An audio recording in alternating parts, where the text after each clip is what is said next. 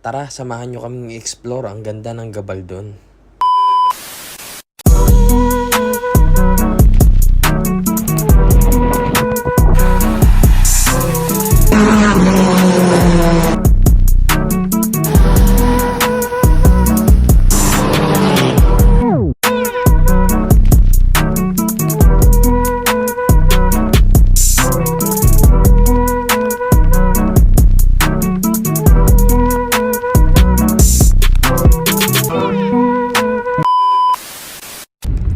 Yora, panibagong camping experience na naman.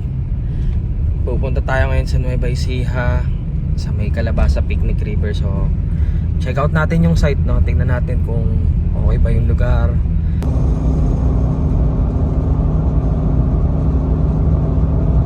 So, ayun, gasap muna tayo dito sa Petronas. Syempre, kumain na rin kami. NLEX ang daan natin. Pero mag-EasyText to SILEX na rin tayo para mas mabilis. Meron kasing daan na bypass, kaso mas matagal. So doon na lang tayo sa SILEX. Ang pagkakaalam ko hanggang ngayon libre doon. So sulitin na natin hanggat libre pa. So ayan, palabas na tayo ng EasyText. Tingnan natin magkano ang toll fee natin from Balintawak. 367 guys. So, tandaan nyo na lang. Tapos, kung pupunta nga kayo dun sa Calabasa, banda dito na kagad yung entry ng SILEX. So, check out din natin kung libre pa yung toll fee nila dun. Kasi, nagpupunta kami dito madalas. Libre pa yung toll fee. So, ayan, sa SILEX, merong ganitong daan. Siguro mga nasa 500 meters din to. Talagang lubak-lubak. So pag lowered ang auto mo, egul ka talaga dito, tol. Pero kaya naman. Mga sedan nakakadaan din naman. Medyo struggle nga lang talaga. So ayun, medyo maayos na ulibad na dito sa part na to. Mukhang wala pang bayad yung toll fee, guys. No, may mga nadaanan na kasi kami na exit na wala pa rin yung mga toll gates nila. So pwede nyo pandaanan. Mabilis na shortcut to. Kasi kung magbabayan-bayan ka dito, matagal. Tapos yung mga bayan na dadaanan mo, ginagawa pa yung kalsada. So medyo traffic. Naranasan na kasi namin maipit dun ng halos 2 oras nung minsan nagpunta kami. So gamitin nyo tong SILEX talaga.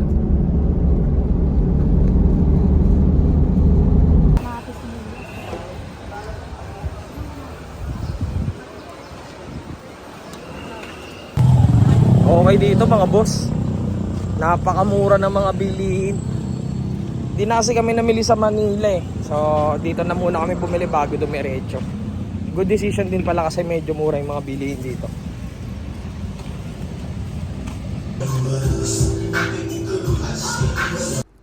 So ayan, madadaanan nyo nga itong lugar na to. Baka akalain yung ito na yun, pero ibang resort po ito. So around 10 kilometers pa siguro bago kayo dumating sa Calabasa Picnic River. So ayan, napakahaba niyan. And balita ko tuwing weekends talagang marami ding tao dito sa spot na to. Ayan. Kasi ang spot na to yata medyo may malalim na part.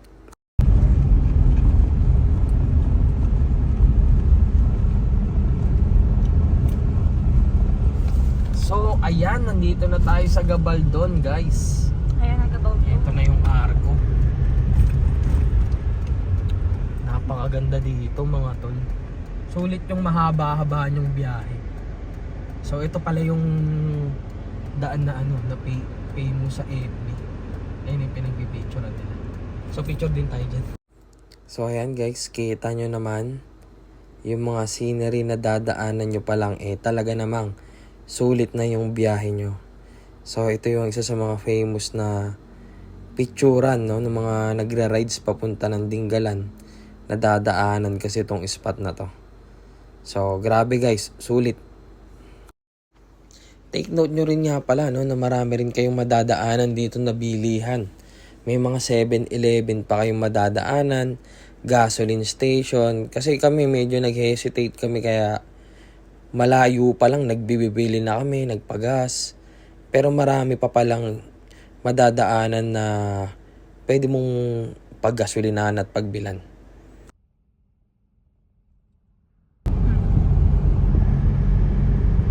So ayan guys, pag nakita nyo yung kalabasa na yan, ito na yung spot. Pwede ka nang kumanan dito.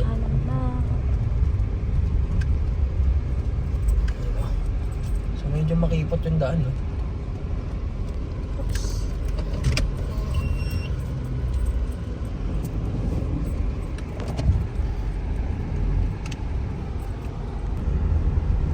Ito yung kalabasa.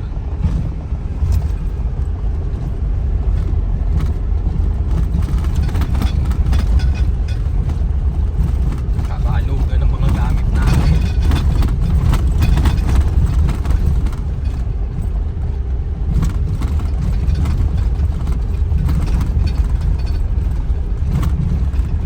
Saan dito?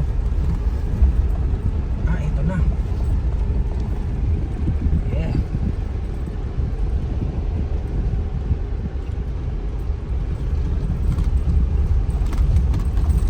Maraming nagka-camping guys kahit ano weekdays. Ang araw ngayon Wednesday, no? So ayun, Wednesday meron pa rin mga nagpupunta guys. Kaya naman ang dami pa rin sasakyan. Ayun, ang mga nagka-camping sila dito. So hanap lang tayo ng spot.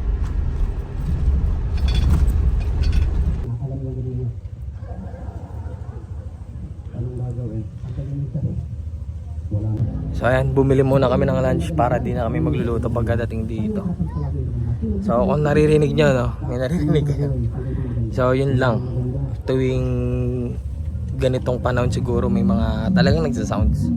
Pero normal lang naman siguro kasi hindi naman to private campsite. Kumbaga public kasi to. So ano lang natin na may quiet time din siguro pagdating ng 10. So malaman natin.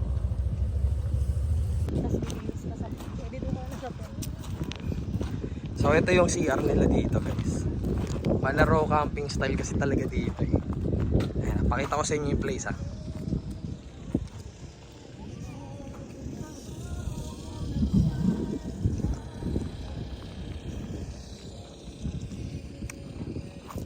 So ayan, nagtayo lang sila ng mga portable na CR mga tol. Bawal sa maselan.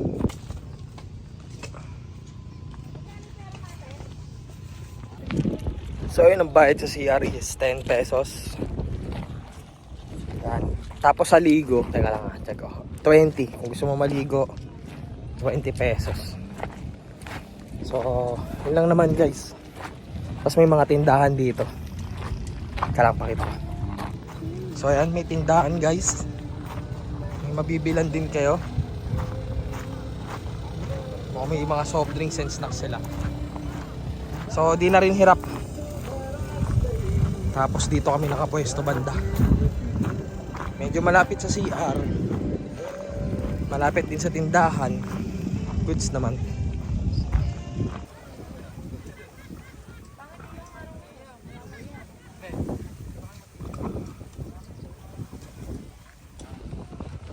Ito yung setup namin. So bago tong kama namin, nabili lang namin sa Shopee. Buti nagka-Shopee. Pero astig, malambot.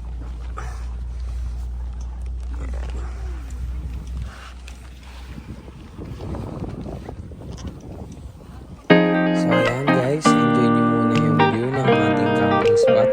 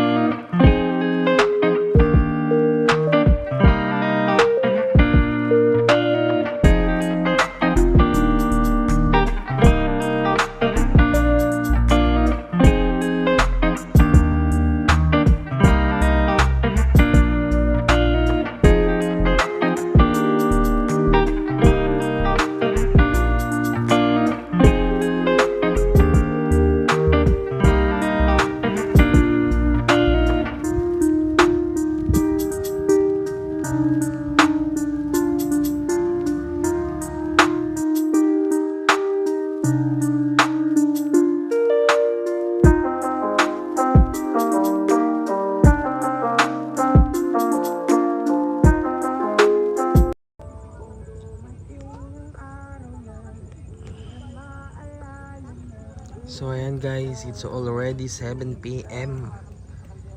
Madilim na pero dito sa camera natin medyo maliwanag, no? So ito. Weekdays pero maraming campers na nandito.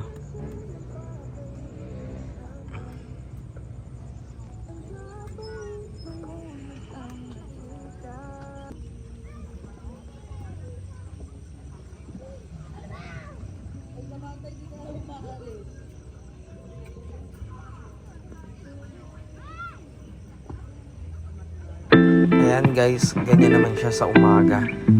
So itong uwa ko na to 6 AM to.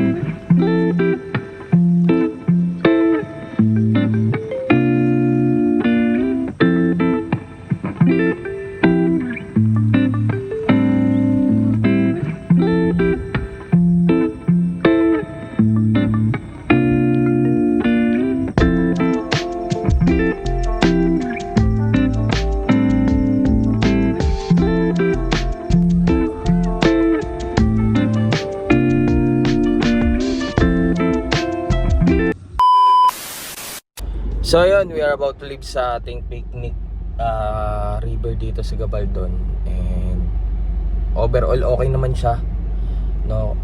In terms of budget, 1.5 ang isang cottage. Pero negotiable naman siya, nakuha namin siya ng 1,000. So siguro depende na lang din sa pakikipag-usap nyo dun sa owner. So napag-alaman namin na per cottage pala iba-iba owner niyan. Depende siguro kung ilan yung hawak ng owner. Pero negotiable siya, pwede kayong tumawad. Kasi 1.5 unang sabi sa amin. Pero tinry namin na 1,000, pumayag naman. Tapos yung lugar, okay naman, maganda talaga yung lugar, as in chill vibes lang talaga. Kaso nga lang, hindi maiwasan na may mga bisita rin talaga na nagsa-sound trip na malakas. So hindi kasi to kumbaga hindi naman kasi to literal na campsite. Kumbaga mala resort ang dating nito. So kung nag-e-expect ka na pagkapunta mo nito, wow, chill lang, tahimik, hindi. Maraming nagpapatugtog, even the locals na nagpepwesto dito ng tindahan, nagpapatugtog talaga sila, minsan nagbibideo, okay. Pero 10 onwards, wala naman na ako narinig na ingay. So that's good. Yung weather naman dito, okay din naman. Sa tanghali talaga medyo mainit, pero pagkadating na ng mga 5, medyo mahangin-hangin na. Overall, pwede ito, lalo-lalo na sa mga beginners. Okay siya. Kasi may cottage na eh. Kumbaga, hindi mo na kailangan magdala ng table, hindi mo kailangan na may awning tent ka pa, hindi mo kailangan na may tarp. Okay ka na dun. Tent ka lang talaga, tsaka higaan mo, pati upuan, pwede na. So, yun nga lang yung CR, gaya na sabi namin kanina, hindi siya pwede sa maselan kasi yun nga, improvised lang siya, nilagyan lang ng mga trapal. So kailangan lalo na sa babae bantayan. So yun lang naman. And we are now heading to Dingalan. So kung gusto niyo pang panoorin yung aming Dingalan, upload namin to sa next video.